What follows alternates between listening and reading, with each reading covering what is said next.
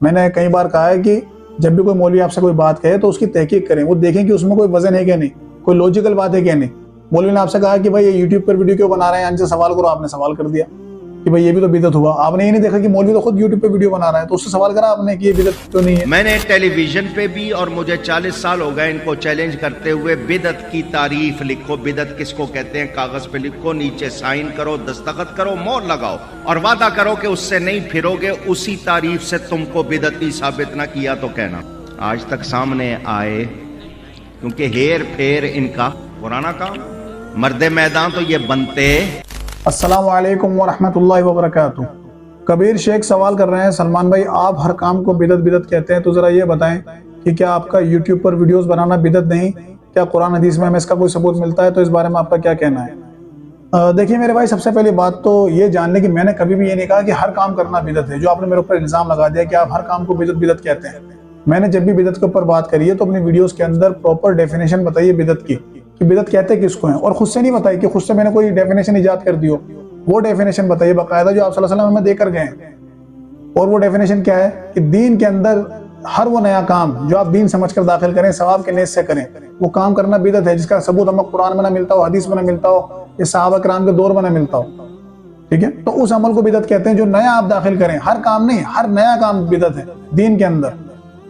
ठीक है, तो ये डेफिनेशन आप पहले सही करें। दूसरी चीज आपने कहा कि क्या आपका यूट्यूब पर वीडियोस बनाना बिदअत नहीं, और जाहिर सी बात है आपके दिमाग में ये बात आई होगी कि आप भी सवाब के नीयत से यूट्यूब पर वीडियो बना रहे हैं, और सवाब की नीयत से जो काम किया जाए दीन के अंदर वो तो बिदअत होता है। तो भाई सवाब की नीयत से काम करना सिर्फ बिदअत नहीं होता, ऐसा काम करना जो कुरान हदीस से साबित ना हो। ठीक है, लेकिन हम जो काम कर रहे हैं वो तो कुरान हदीस से साबित है। क्या कुरान के अंदर अल्लाह ताला ने नहीं फरमाया कि तुम बेहतरीन उम्मत हो, तुम्हारा काम ये है कि तुम लोगों को नेकी की तरफ बुलाओ और बुराई के कामों से रोको। तो यह आयत मौजूद है ना कुरान के अंदर। इसी तरह आप सल्लल्लाहु अलैहि वसल्लम ने फरमाया पहुंचा दो मेरी तरफ से हुआ एक आयत का भी तुम्हें इल्म हो। तो तबलीग करने का हुक्म तो अल्लाह और उसके रसूल ने हमें दिया है सल्लल्लाहु अलैहि वसल्लम। तो ये कैसे बिदअत हो सकता है मेरे भाई? यानी आप सल्लल्लाहु अलैहि वसल्लम के ज़माने में जो तबलीग के जरिए थे वो अलग थे। अगर आप सल्लल्लाहु अलैहि वसल्लम को अपनी कोई बात किसी दूसरे शहर भेजनी होती थी तो आप किसी सहाबी को रवाना करते थे खत लिखकर, तो कई दिन का सफर या कई महीनों का सफर हुआ करता था। ठीक है, लेकिन आज अल्हम्दुलिल्लाह ये टेक्नोलॉजीज हमारे पास मौजूद है, कम्युनिकेशन का जरिए बहुत आसान हो गए हैं। अगर मैं यहाँ कोई बैठकर बात कर रहा हूँ अपनी जगह पर, अपने मकाम पर, तो सैकड़ों लोग, हजारों लोग, लाखों लोग यूट्यूब के जरिए सुन सकते हैं, व्हाट्सएप के जरिए सुन सकते हैं, फेसबुक के जरिए सुन सकते हैं, वीडियो शेयर हो सकती है। मुझे बार बार वो बात दोहराने की जरूरत नहीं है। ठीक है, तो ये तो आज के दौर की फैसिलिटीज है, आसानी है, इससे दीन नहीं बदल जाता मेरे भाई। और इसकी सैकड़ों मिसालें मैं दे सकता हूँ। यानी आप सल्लल्लाहु अलैहि वसल्लम के जमाने में अगर किसी शख्स को तवाफ करना होता और अगर वो बीमार होता या ज़ईफ होता, अपने पाँव पर चल कर वो तवाफ नहीं कर सकता, तो आप सल्लल्लाहु अलैहि वसल्लम ने उसके लिए इजाजत दी, उसको रुखसत दी कि वो सवारी पर बैठकर तवाफ कर सकता है। और खुद आप सल्लल्लाहु अलैहि वसल्लम से साबित है कि आप सल्लल्लाहु अलैहि वसल्लम ने ऊंट पर बैठकर तवाफ किया। ठीक है, तो इसी तरह अगर कोई आज के दौर के अंदर कोई शख्स बीमार है या ज़ईफ है, अपने पाँव पर तवाफ नहीं कर सकता, तो वो आज के दौर की जो सवारी है उस पर बैठकर तवाफ कर सकता है, और कर रहे हैं लोग। आप मक्का मदीना के चैनल देखें लाइव, और मक्का में देखें खास तौर से जो तवाफ हो रहे हैं या सफा मरवा पे लोग सही कर रहे हैं, तो वो इलेक्ट्रिकल स्कूटर यूज कर रहे हैं, व्हील चेयर यूज कर रहे हैं, जो आज के दौर की मॉडर्न दौर की सवारियां हैं। ठीक है, आप कोई बेवकूफ कहे नहीं ये बिदअत है, आप सल्लल्लाहु अलैहि वसल्लम ने ऊंट पर बैठकर तवाफ करा तो इन्हें भी ऊंट पर ही तवाफ करना चाहिए। तो क्या आप लोगों के बीच में ऊंट घुसेड़ेंगे आज?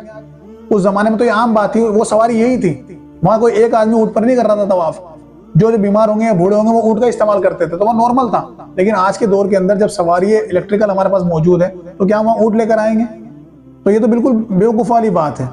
ठीक है, ये बिदअत जब होता जब कोई कहता कि नहीं भाई इलेक्ट्रिकल स्कूटर से 14 चक्कर काटे जाएंगे काबे के, क्योंकि उस जमाने में सवारी जो थी वो जानवर था, वो थक जाया करता था, उसके लिए 7 चक्कर थे, आपके लिए 14 चक्कर है क्योंकि आप इलेक्ट्रिकल स्कूटर पर बैठे हैं या व्हील चेयर पर बैठे हैं। तो कोई भी ऐसा नहीं कहता, या कोई भी ऐसा नहीं कहता कि भाई उस जमाने में सवाब कम मिलता था, आज सवाब ज्यादा मिल रहा है क्योंकि आप अच्छी चीज से तवाफ कर रहे हैं, फैसिलिटी आपके पास ज्यादा है तो आपको सवाब ज्यादा मिलेगा। कोई कहता है ऐसा? कोई भी नहीं कहता। इसी तरह नबी अलैहिस्सलाम दौरान सफर अपनी सवारी पर नमाज पढ़ लिया करते थे। यानी हदीस के अंदर आता है कि आप सल्लल्लाहु अलैहि वसल्लम सवारी पर नमाज पढ़ लिया करते थे, और इसी हदीस को दलील बनाकर हर फिरके का आलिम, चाहे वो किसी भी मसलक का हो, वो ट्रेन में, बस में, प्लेन में नमाज पढ़ते हैं।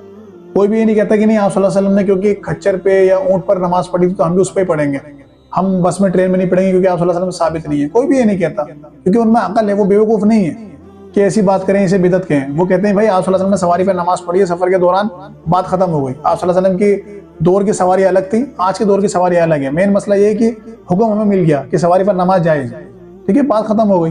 तो सेम इसी तरह मेरे भाई हम जो यूट्यूब पर वीडियोस बना रहे हैं उसमें ये देखा जाएगा कि पैगाम क्या दे रहे हैं, बात क्या कर रहे हैं, तबलीग किस चीज की कर रहे हैं। तो तबलीग अगर उसी चीज की कर रहे हैं जो अल्लाह रसूल ने हुक्म दिया, जो सहाबा कराम करते थे, तो बात खत्म हो गई। ये सुन्नत है, बिदअत तो है ही नहीं। बाकी तरीका अलग अलग हो सकता है। आप सल्लल्लाहु अलैहि वसल्लम के ज़माने में अगर आप सहाबा को कोई बात बताई आप सल्लल्लाहु अलैहि वसल्लम ने और उन्हें कोई हदीस आगे पहुंचानी होती थी, तो उनके पास व्हाट्सअप या फेसबुक या इंस्टाग्राम नहीं था, यूट्यूब नहीं था कि वो वीडियो अपलोड कर दें, उस पैगाम को बनाकर अपलोड कर दें, ठीक है, या मैसेज कर दें।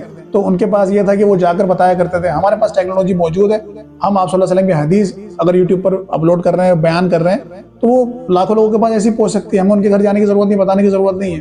तो फैसिलिटीज का फर्क है, ठीक है। इससे कोई दीन घटता बढ़ता नहीं है। तो ये बिदअत जब होती है जब हम कोई ऐसा काम कर रहे होते हैं जो कुरान हदीस से साबित ना हो। हम तो करी कुरान हदीस का काम रहे मेरे भाई। तो मेरे भाई मौलवियों की सारी बातें आंखें बंद करके ना माना करें।